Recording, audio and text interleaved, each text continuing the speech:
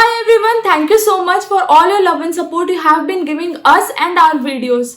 आज का टॉपिक हमारा है जीके, वो सब्जेक्ट जो इतना वास्ट है कि समझ नहीं आता उसको कहाँ से शुरू करें और कहाँ पे छोड़ें। सबसे ज्यादा टाइम यही लगाता है एसएससी की तैयारी में और सबसे कम मार्क्स भी यही लेके आता है। सबसे कंफ्यूजिंग रहता है क्योंकि समझ में नहीं आता कि हमें क्या पढ़ना है, कितना पढ़ना और क्या कुछ पढ़ना है। तो हमने अपने प्रिपरेशन में क्या किया था, हमने सब्जेक्ट को बहुत ज़्यादा लिमिटेड कर दिया था, जिससे हमारा बहुत सारा टाइम बचा। हमने कुछ सिलेक्टेड चीज़ें पढ़ी और आप कितनी पढ़ाई कर लो, आपके मार्क्स इसमें एक लिमिटेड नंबर तक ही आ सकते हैं, क्योंकि आपको नहीं पता इसमें क्या आएगा क्या नहीं आएगा और बहुत वास्ट सिलेबस है। तो हम दोनों अपनी अपनी स्ट्रैटेजी शेयर करेंगे कि हम दोनों ने कैसे कैसे पढ़ाई की और लेट्स सी कि आपके लिए क्या वर्क करता है। तो मैंने अपनी पढ़ाई शुरू करने के लिए सबसे पहले, क्योंकि मैं साइंस बैकग्राउंड से हूँ, तो मुझे कुछ भी आइडिया नहीं था हिस्ट्री, पॉलिटी और जो भी किसी चीज़ का भी कुछ कोई भी आइडिया नहीं था कि कैसे प्रिपेयर करना, कैसे नहीं करना। तो सबसे पहले मैंने लूसेंट उठाई, क्योंकि यही एक पहला नाम है जो आपके दिमाग में आता है, जो हर कोई बताता है। तो मैंने लूसेंट उठाई। तो लूसेंट उठाने का सबसे बेस्ट मेरे को एक फ़ायदा मेरे को क्या लगा, जब मैंने यूज़ किया, जब मैं उसको पढ़ रहा था तो मैंने एक एक करके जो मेरे को चीज़ें पता लग रही थी मैं उसके नोट्स बना रहा था। और जब मैंने एक बार नोट्स बना लिए, एक वन लाइनर मैंने नोट्स बनाए, तो मुझे बाद में दोबारा उसको इतना खास अच्छे से रेफर करने की जरूरत नहीं पड़ी, क्योंकि मुझे सब कुछ पता था वन लाइन में कि इसके बाद क्या है, इसके बाद क्या है। जैसे आपको हिस्ट्री करनी है तो आपको एक बेसिक आइडिया मिल जाएगा और आप अपने जब भी पढ़ाई कर रहे हो तो तभी नोट्स बनाएं वन लाइनर, ताकि आपको दोबारा बार बार बुक को ना पढ़ना पड़े। तो जब मैंने पढ़ाई शुरू की थी मैंने लूसेंट नहीं उठाई, मैंने एक्चुअली उठाई थी अरिहंत की 4-in-1 मास्टर गाइड। उसमें क्या है, सब सब्जेक्ट जो चारों सब्जेक्ट टायर 1 में आते हैं उस सब के बारे में दिया हुआ है, तो मैंने वहीं से जीके उठाई। अब इतना शॉर्ट में है उसमें कि आपको रेफरेंस मिल जाता है कि कहाँ से पढ़ना है और कितना पढ़ना है। तो बहुत सारे लोग पूछते हैं कि लूसेंट कैसे पढ़नी है, तो मैं आपको लूसेंट नहीं बताऊंगा कैसे पढ़नी है, मैं एक जनरल आइडिया दूंगा कि जीके ओवरऑल कैसे पढ़नी है आपको। तो जीके में बहुत सारे सब्जेक्ट है, let's go subject by subject. सबसे पहले बात करते हैं पॉलिटी के बारे में। तो आपको पॉलिटी में क्या क्या पढ़ने की ज़रूरत है, वो है कॉन्स्टिट्यूशन, उसके स्केड्यूल्स और fundamental rights, duties, president, Lok Sabha, Rajya Sabha, important जो वाइस प्रेसिडेंट और गवर्नर, प्राइम मिनिस्टर, इन सब के बारे में पढ़ने की ज़रूरत है। इसके अलावा क्या क्या मिस हो रहा है मुझसे, तो कौन सा कब रिटायर होता है, और ये पॉलिटी स्टार्ट हो जाती है हमारा फॉर्मेशन ऑफ कॉन्स्टिट्यूशन से, जो कि अंग्रेजों के टाइम पे स्टार्ट होता है। तो ये डेट्स वगैरह याद करनी बहुत बहुत जरूरी है। जब शुरू में हमारा कौन से दिन कॉन्स्टिट्यूशन बना, कौन से दिन हमारा रिपब्लिक डे, इंडिपेंडेंस डे, कितना टाइम लगा, ये सब चीज़ें बहुत इंपॉर्टेंट है। तो अगर आप ये सब पढ़ोगे कि कौन कब रिटायर हुआ, किसका क्या पावर है, और तो आपकी पॉलिटी हो जाएगी कंप्लीटली, क्योंकि मोस्टली पॉलिटी में स्टैटिक ही पार्ट है जो आपको याद करना है। तो एक बार आप याद करके इसके बेसिक नोट्स बना लीजिए और उसके बाद आपको दोबारा सिर्फ वो रिवाइज करने हैं पेपर जाने से पहले। तो अभी बात कर लेते हैं इकोनॉमिक्स के बारे में। इकोनॉमिक्स काफ़ी टफ सब्जेक्ट है, अगर आप लोगों को इकोनॉमिक्स बैकग्राउंड नहीं है तो काफ़ी टफ हो जाता है आप सबको याद करना। तो हमने इस चीज़ को बिल्कुल लिमिटेड कर लिया था। तो हमने सिर्फ पढ़ा 5 ईयर प्लान, जो कि बहुत इंपॉर्टेंट है। उसके बाद फिर हमने पढ़ा था कि बैंकिंग सिस्टम जो हमारा होता है, जो शॉर्ट फॉर्म्स होती हैं जो बैंकिंग में यूज़ होती हैं, ये सब चीज़ें पढ़ी थी। उसके बाद हमने पढ़ा था कि कैसे जीडीपी वगैरह के बारे में पढ़ लिया था, जीडीपी, एनपीआई, इन सब चीज़ों के बारे में। उसके बाद हमने पढ़ा था कि जितने भी गवर्निंग बॉडी है या जो भी फाइनेंशियल बॉडीज़ हैं हमारी, जैसे सेबी है, आरबीआई है, इन सब चीज़ों के बारे में पढ़ लिया था, कैसे चीज़ें वर्क करती हैं, बैंक्स के बारे में, कब नेशनलाइज हुई, कब क्या हुआ, ये सब चीज़ें। तो ये बेसिक जब आप पढ़ लोगे तो आपको इकोनॉमिक्स का बेसिक आइडिया लग जाएगा, और I think that is enough, because उससे अगर आप ज़्यादा जाओगे तो काफ़ी टेक्निकल हो जाएगा, जो कि बहुत ही ज़्यादा वास्ट है और इससे ज़्यादा जाने की आपको जरूरत नहीं है। अगर आपको पॉलिटी, लूसेंट या फिर किसी भी बुक से समझ नहीं आ रही है, so you can refer SSC vlogs के वीडियोस। 27 वीडियोस का एक प्लेलिस्ट है इकोनॉमिक्स पे, बहुत अच्छा प्लेलिस्ट है और काफ़ी हेल्पफुल रहा है मेरी स्टडी में। चलो अभी बात कर लेते हैं हिस्ट्री के बारे में। हिस्ट्री में आपको एक टाइमलाइन फॉलो करनी है, जिसमें आपको ancient, medieval and modern history आती है, जो कि आप शुरू से लेकर एंड तक आप एक टाइमलाइन फॉलो कर सकते हो। बहुत सारे टीचर्स हैं जो आपको टाइमलाइन के थ्रू पढ़ाते हैं, जिसमें वो पार्ट बताते हैं जो 1660 से लेके इंडिपेंडेंस ऑफ इंडिया तक है। उसके बाद इंडिपेंडेंस के बाद वाली बात है, और उससे पहले जो हमारा ऋग्वेद और इन सब चीज़ों के बारे में है, और हड़प्पा और ये सब चीज़ें कवर करते हैं। तो एक टाइमलाइन है, आप बहुत सारे यूट्यूब वीडियोस हैं जो आप रेफर कर सकते हो जो टाइमलाइन के ऊपर बताते हैं।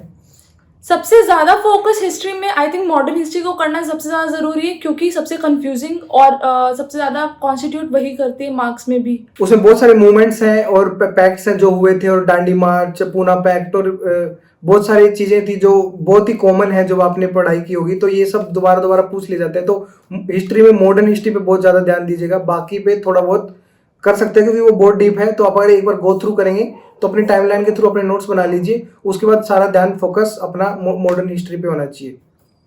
अब बात करते हैं ज्योग्राफी के बारे में। ज्योग्राफी सबसे ज़्यादा कंफ्यूजिंग सब्जेक्ट है क्योंकि नहीं याद रहता कि कौन सी रिवर कौन से स्टेट से बह रही है।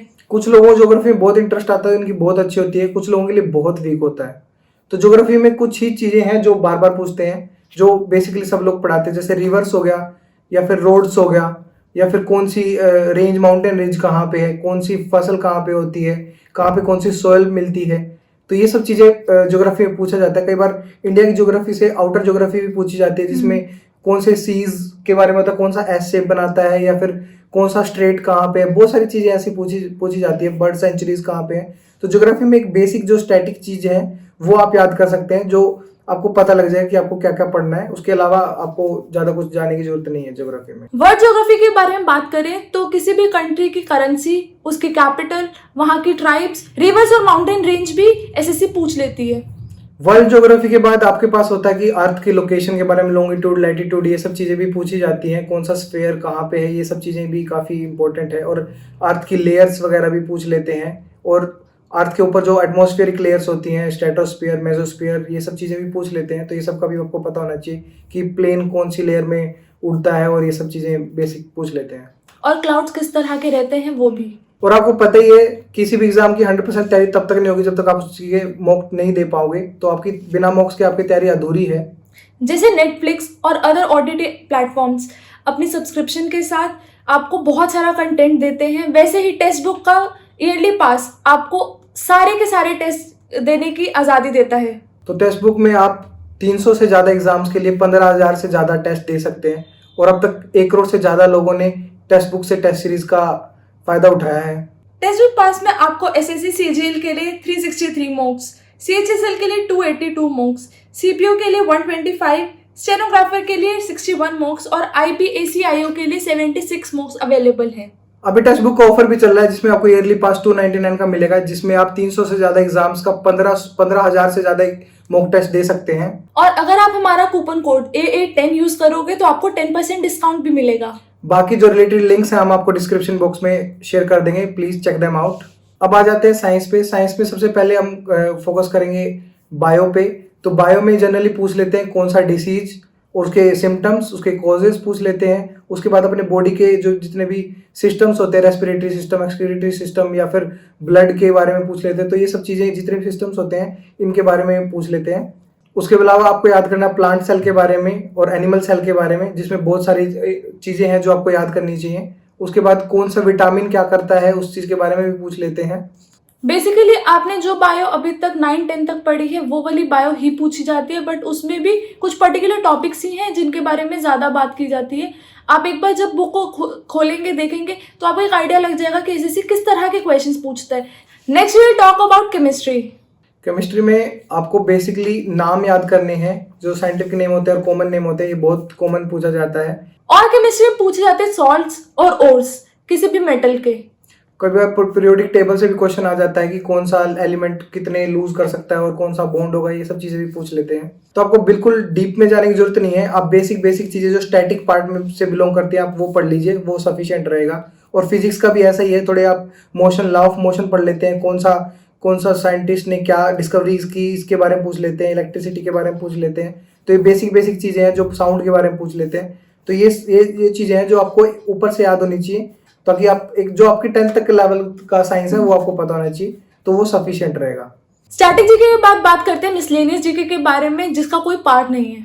तो इसमें आपके बहुत सारे टॉपिक्स हैं जो बार बार पूछे जाते हैं, जैसे कि कौन से गेम में कितने प्लेयर्स होते हैं, और कौन सा अवार्ड अब की बार किसको मिला, कौन किसका साइंटिस्ट के बारे में पूछ रहे थे, किसकी डिस्कवरी किसने की, फादर ऑफ कंप्यूटर या फादर ऑफ एनीथिंग पूछ लेते हैं। ये सारे क्वेश्चन है। कौन सी बर्ड सेंचुरी कहाँ है, कौन सी फॉरेस्ट कहाँ पे है, कौन सा माउंटेन कहाँ पे है, ये सब पूछ लेते हैं।